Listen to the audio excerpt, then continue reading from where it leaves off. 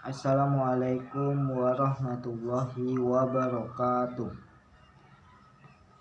My name is Nopri Ali Saputra. Di sini saya akan menjelaskan tentang preposition of list. Kata depan tempat. Apa itu kata depan tempat? Is a preposition which used to refer to a place where something or someone is located.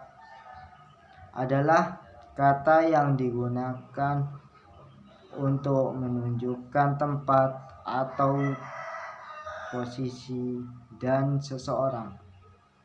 Case of preposition of list.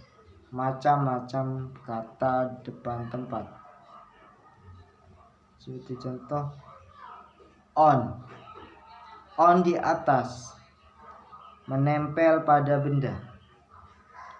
Seperti contoh, the cat on the box, kucing di atas kotak.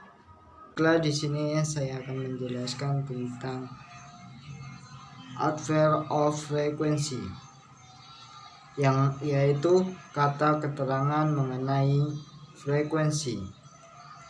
Adverb of frequency are used to express how often an action occurs, yang artinya seberapa sering aktivitas itu dilakukan.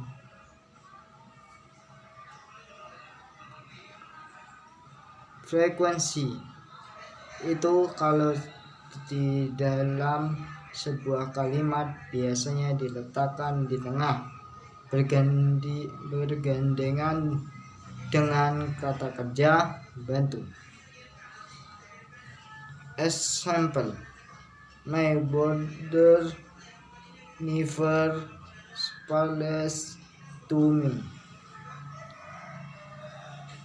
Never di sini adalah adverbnya. Saudara laki-laki saya tidak pernah berbicara dengan saya. Cukup sekian. Assalamualaikum warahmatullahi wabarakatuh. Assalamualaikum warahmatullahi wabarakatuh. Saya Yula Ruswati. Di sini saya akan menjelaskan adverb of place and preposition of time and preposition of direction. Adverb of place. Adverb of place merupakan kata keterangan untuk menerangkan tempat di mana sebuah peristiwa terjadi, yaitu untuk menanggapi pertanyaan where, yang artinya di mana. Kamu juga bisa menggunakan adverb of place dalam 3 jenis fungsi, yaitu yang pertama as a location, atau tempat terjadinya sesuatu peristiwa. Kata yang sering digunakan yaitu here, there, outside, inside, somewhere, nowhere, and anywhere. Example is we can stop here for lunch, yang artinya kita bisa berhenti di sini untuk makan siang, yaitu untuk menentukan tempat. Yang kedua yaitu as direction, atau menunjukkan arah dari suatu pergerakan. Dan cara asking and giving direction dalam bahasa Inggris biasanya south, north, down, up, backwards, and around. The example is just walk to the south and you will find the restaurant, yang artinya kamu cukup berjalan ke selatan dan kamu akan menemukan restoran. Yaitu seperti kalau misalnya ada orang yang nanya sama kita di mana terletak restoran, jadi kita bisa jawabnya dengan just walk to the south and you will find the restaurant. Oke, yang terakhir yaitu as a distance, yaitu memberitahu jarak dari suatu lokasi ke lokasi lain. Dan kata yang sering digunakan yaitu nearby, close, apart, and away. The example is my boarding house is close to campus, yang artinya kos-kosanku atau kontrakanku tidak jauh dari kampus. Dan mungkin itu cukup sekian dari saya untuk menjelaskan adverb of place. Preposition of direction.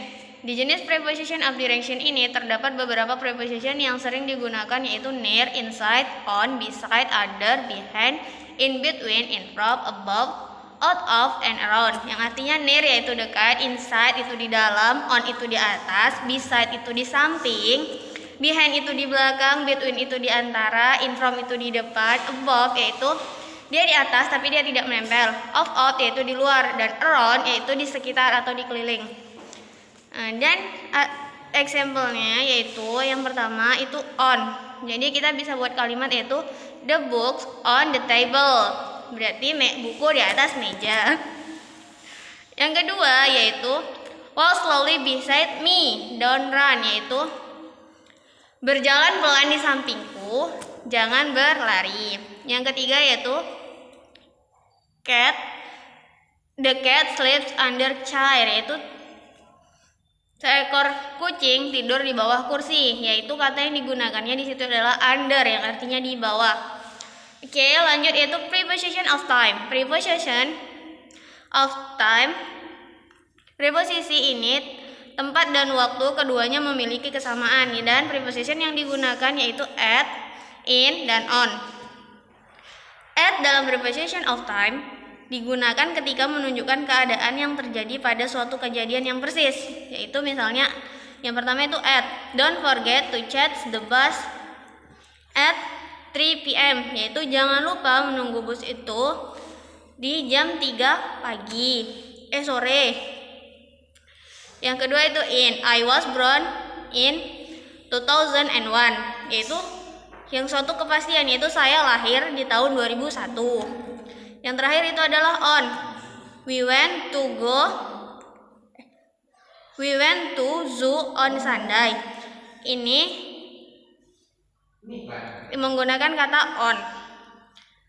Dan di sini kalimatnya itu simple past tense, berarti kami sudah pergi ke kebun binatang pada hari Minggu.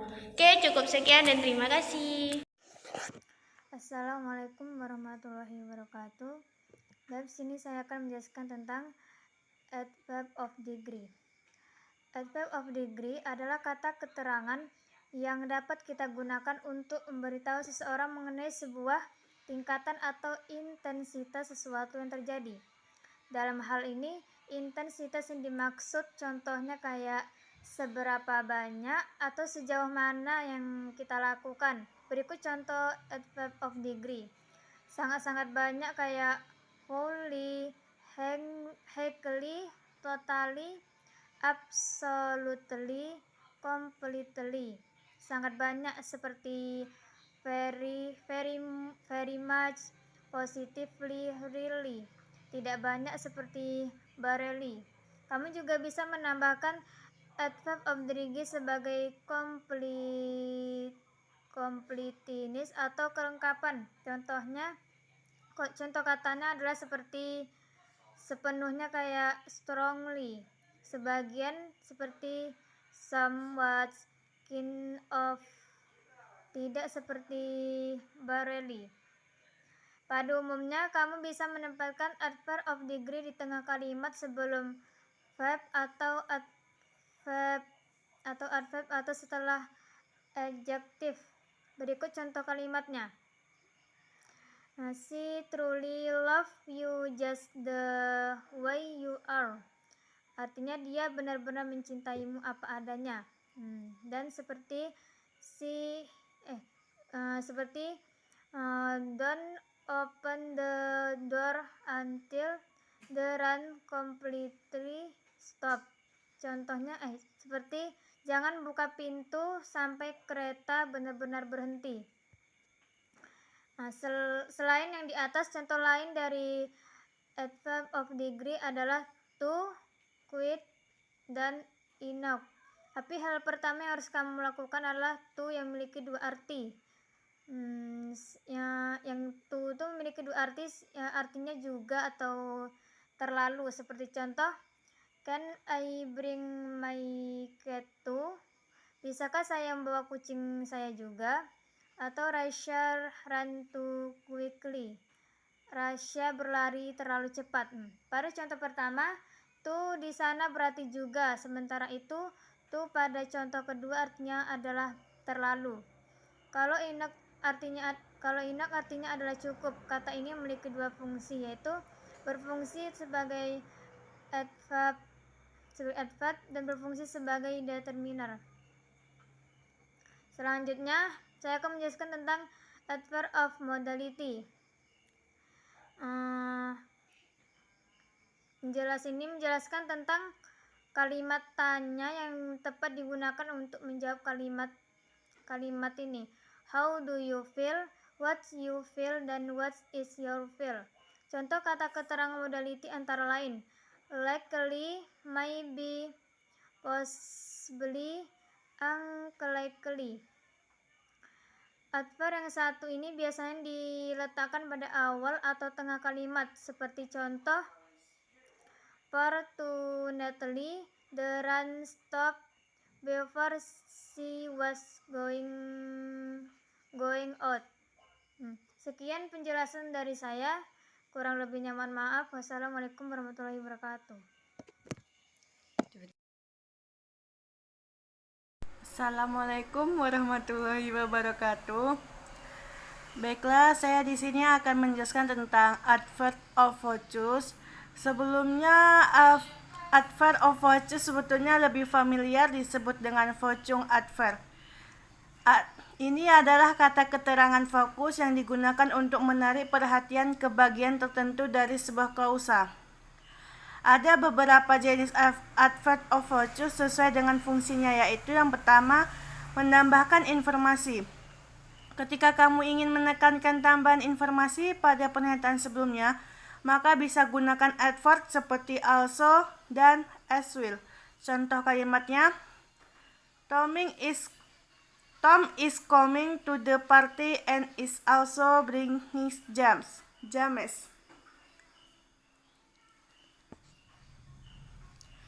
Yang kedua, membatasi informasi. Selain menambahkan adverb of virtues berfungsi untuk limited information. Contoh katanya adalah alone, but, exactly, exclusively, just, merely, not only, precisely, purely, simply, dan solely. Contohnya, just Devi is coming to my party. Yang ketiga, sebagian membatasi informasi. Ada juga informasi yang ingin dibatasi, tapi terkadang nggak terbatas sepenuhnya. Seperti adverb chiefly, especially, mainly, mostly, notably, particularly, in particular, predominantly, primarily, at least, for the most part, dan beyond lengri. Contohnya, Dira wants to add everything on the menu in this restaurant, especially pizza. Yang keempat, menyampaikan pernyataan negatif. Kamu juga dapat menyatakan kalimat negatif dengan penambahan adverb of virtues. Kata yang bisa digunakan adalah non atau nor. Contoh kalimat, neither Lala nor Sinta turned up at the graduation party. Selanjutnya, fokus pada pilihan. Ketika kamu ingin fokus pada dua pilihan, maka adverb yang cocok adalah either atau or. Contohnya, you can either bring Marsha or Fahri to my birthday party. Selanjutnya, mengekspresi rasa terkejut. Saat kamu ingin menginformasikan sesuatu yang mengejutkan, maka bisa menggunakan kata even.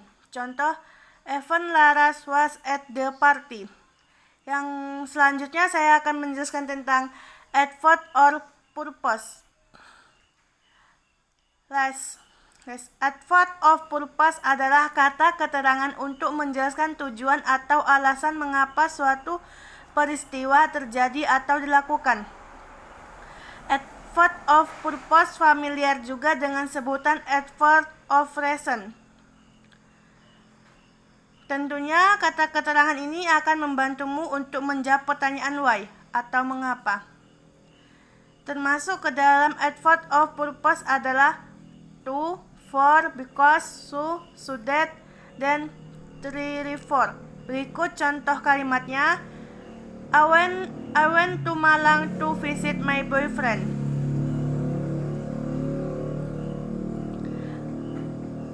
Penempatan adverb of purpose biasanya ada di akhir kalimat.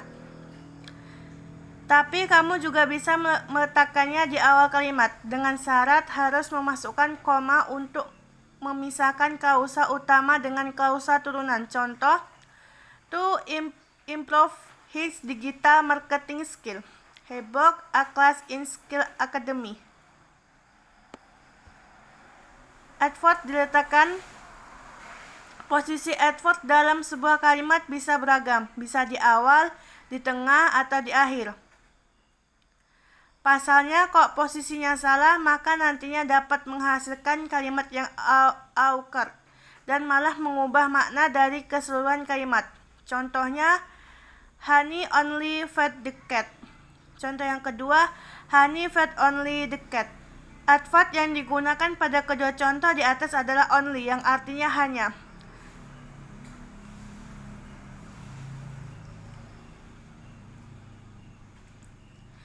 Cukup sekian penjelasan dari saya akhiri.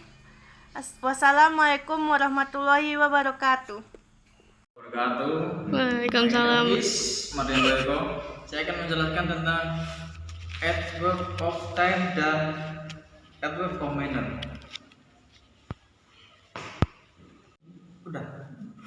Adverb of time merupakan kata keterangan yang paling banyak digunakan dalam sentence. Adverb of time adalah keterangan waktu untuk menjelaskan kapan atau berapa lama suatu tindakan itu terjadi. Dalam bahasa Inggris, keterangan waktu ini biasa menjawab pertanyaan when, kapan, dan how long atau durasi. Oh ya, kamu bisa menuliskan adverb of time pada awal atau akhir kalimat, yang mana posisi akhir biasanya berfungsi sebagai sebuah penekanan. Contoh adverb of time untuk menjawab kapan diantaranya adalah yesterday, this morning, this afternoon, tonight. Contoh adverb of time untuk menerangkan waktu kejadian sebelum atau sesudah adanya kejadian lain adalah. Contoh adverb of time kalimatnya sebagai berikut. He collapsed. Yang kedua yaitu adverb of manner. Adverb of manner ini merupakan adverb yang bertugas untuk memberitahu seseorang tentang bagaimana sesuatu dapat terjadi, alias menjawab pertanyaan. Menjawab pertanyaan yang di atas tadi ya. Untuk menemukan adverb yang satu ini nggak susah loh. Soalnya adverb of manner biasanya memiliki akhiran li. Contoh adverb of manner yaitu badly, happily, sadly, slowly, quickly, dan lain-lain. Tapi tidak semua berakhiran li ya. Ada juga adverb of manner yang lain. Contoh katanya adalah will, hard, and fast. Adverb of manner bisa kamu letakkan di bagian awal, tengah, atau akhir kalimat. Tapi khusus untuk yang will, hard, fast, and badly hanya bisa menempati posisi awal. Contoh kalimat menggunakan adverb of manner yaitu Randy paints my face badly. Randy melukis wajahku dengan buruk. Yang kedua, sadly, Fadli broke up with his girlfriend. Sayangnya Fadli putus dengan pacarnya. Slowly ran, pura-pura itu berlari perlahan. Oke, cukup sekian penjelasan dari saya. Terima kasih. Wassalamualaikum warahmatullahi wabarakatuh.